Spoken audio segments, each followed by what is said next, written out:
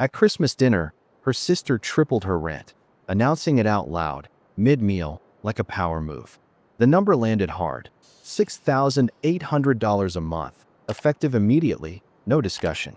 Lena didn't argue or react, because she'd already brought the document that would end the conversation for good. The sound of cutlery stopped. Forks hung in midair. Someone coughed, sharp and unsure.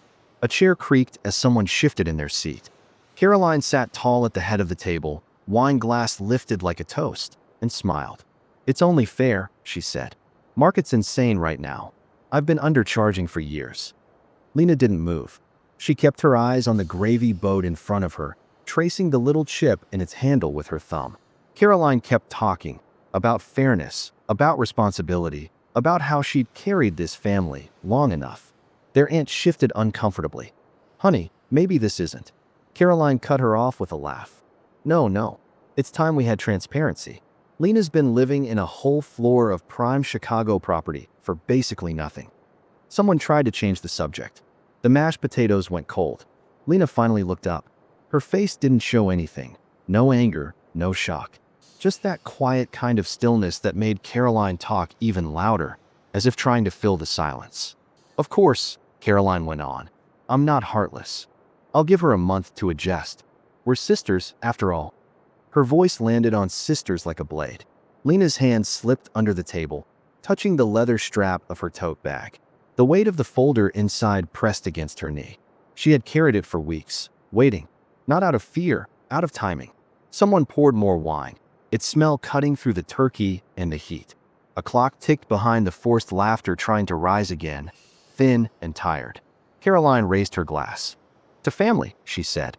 Lena matched her, quiet. "To fairness." A few people clinked glasses. The rest stayed still. Caroline didn't notice. She was too busy enjoying the moment, the sound of her own authority. Lena leaned back slightly, the bag beside her chair. The strap creaked. Just a small sound, but sharp enough that Caroline's eyes flicked toward her for a second. It was brief, but that second, that's when the room shifted. Caroline kept talking, the way people do when they think silence means agreement. She poured herself more wine, topping off the glass until it nearly spilled. The table laughed again, softer this time, like the joke wasn't safe anymore.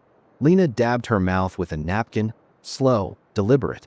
Her aunt was whispering something to their cousin, probably about how tense things always get with those two. Caroline's voice cut through it.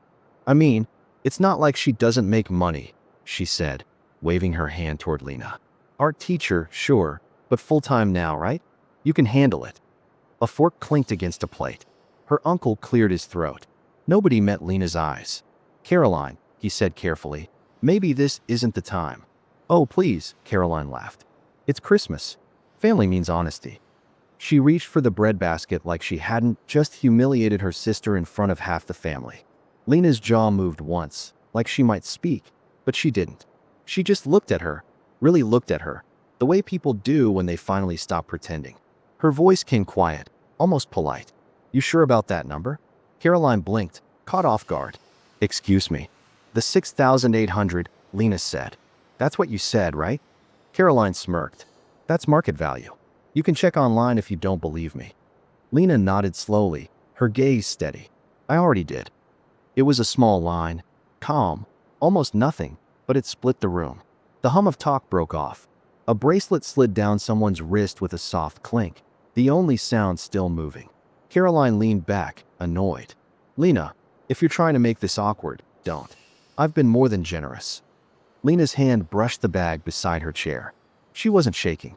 If anything, she looked lighter now, like the decision was already made. Caroline went on about responsibility and growing up, but her voice had lost its rhythm. The confidence started to sound like noise. For a second, it almost felt normal again, a lull between words, the kind of calm that never lasts. The air was thick, the kind that makes every breath feel like glass. Lena reached for her bag. The zipper rasped. Heads turned. And just like that, every sound in the room stopped again. The zipper's sound sliced the air clean. Every head turned, except Caroline's.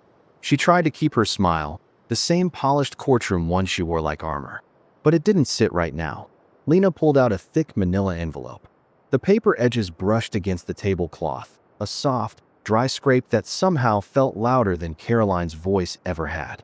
"What's that?" Caroline asked, her tone caught between curiosity and warning. Lena didn't answer. She set the envelope down beside the gravy dish, careful, centered. Then she slid it toward Caroline with 2 fingers. Caroline hesitated. "Lena, what are you?" "It's something you forgot to read," Lena said quietly. The table froze. A few relatives exchanged glances. Her aunt's hand hovered over her glass. The hum of the fridge in the kitchen became the only sound in the room. Caroline frowned, then opened the flap. The paper made that soft popping sound, like the start of a storm. At the top, "Last Will and Testament of Margaret Brooks." Caroline's mouth twitched. "This is old. I handled." "You handled the draft," Lena said. "Not the final version." Her voice didn't rise. She wasn't performing. She was finishing something.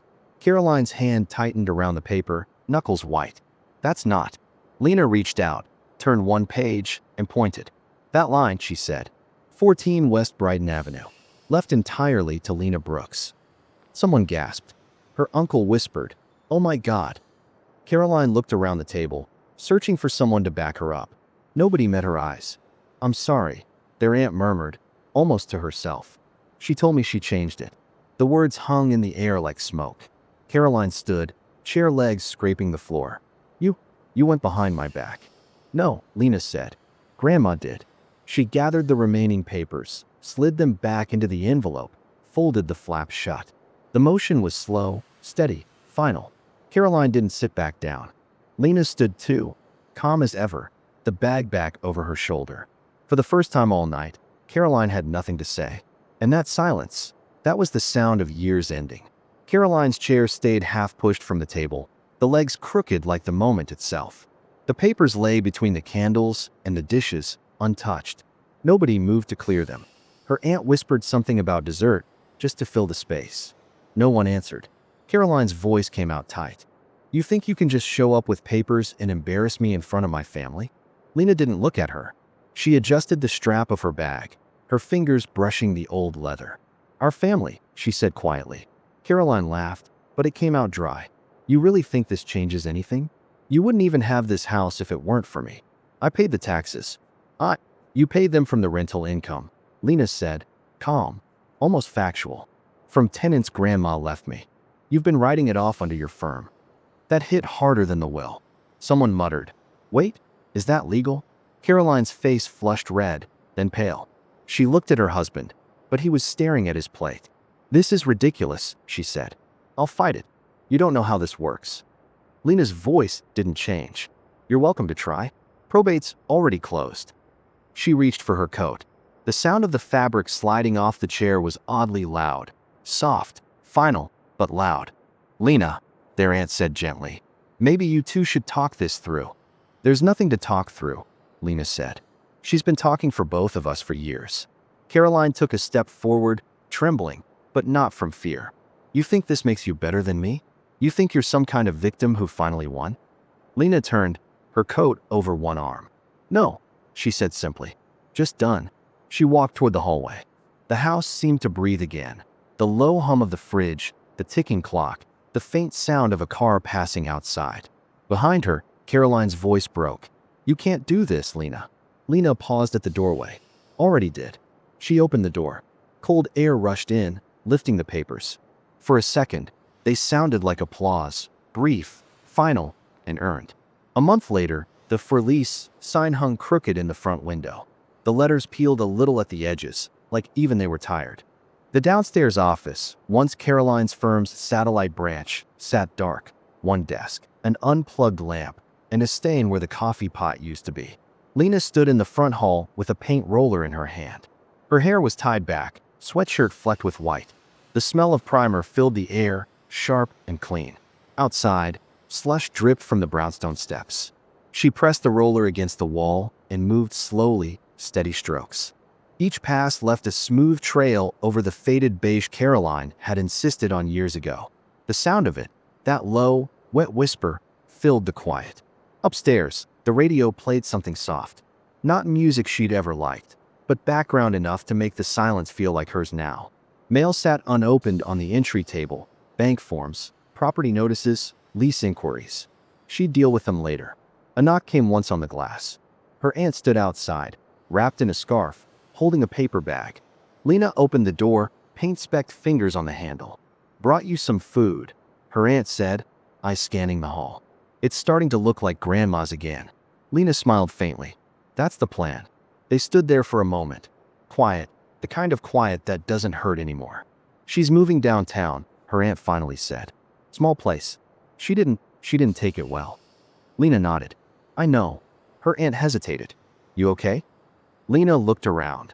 The fresh paint, the light through the old stained glass, the smell of new air in old walls. "Yeah," she said. "I think so." Her aunt nodded and left the bag on the counter. The door shut softly behind her.